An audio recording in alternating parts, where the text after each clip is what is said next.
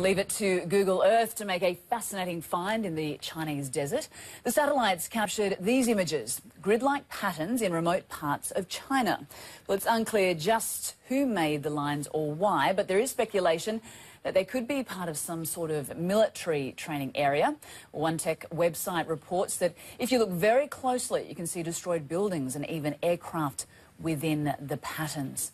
Well, let's bring in our Jenny Harrison to get her take on this mystery maze. Jen, what do you make of it? Well, I'll tell you what, I mean, the conspiracy theorists out there, Anna, are just having an absolute blast with this, as you might imagine. Let's have a little closer look. I can actually show you where these areas are sort of properly in relation to the country. So here's China, of course, massive country. We're up here, the northwest, very close to the border with Mongolia, as Anna said, out in the desert. This is one of the first ones. Now, what is incredible about it, as we said, is that we are looking at an area that's about 160 kilometres away from the space programme, China's space programme, where they have the launch pad, where they do all their work. Now, this image here was actually back in 2005. So all this central area that you've just seen, that, as you can see, is actually not in place. So whatever it is, it has taken, it would seem, several years to create it. Then when you zoom in closer, you see this. Now, these are, what are they? We don't know. We can't really tell. Are they roads? Is it something on top of the ground? Is it something that's being dug down below? Maybe it's just limestone, some sort of chalk that has been literally laid down. And then when you head just not far at all away from there, you can see, this is what we're talking about when we say Google Earth can also spot, you know, those really close-up images of trucks and things on the ground.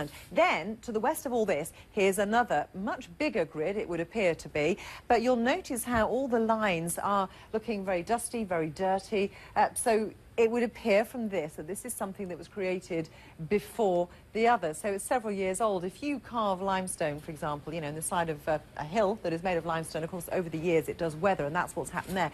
Here's another interesting one, Anna. Look at this. I mean, what does this look like to you? Is it a road? Is it a runway? I mean, this is what is so fascinating, and such an array, I think, of different shapes and symbols. And then this is the other one, and you can see here these white planes showing very clearly, and then, of course, you zoom out and you're left with this spiral.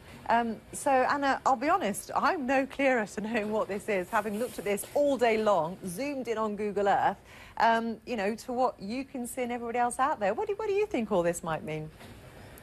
I'm not sure. Do you think our friends from outer space have paid us a visit? You know, I have to say, I don't. I know, I'm going to say that quite categorically.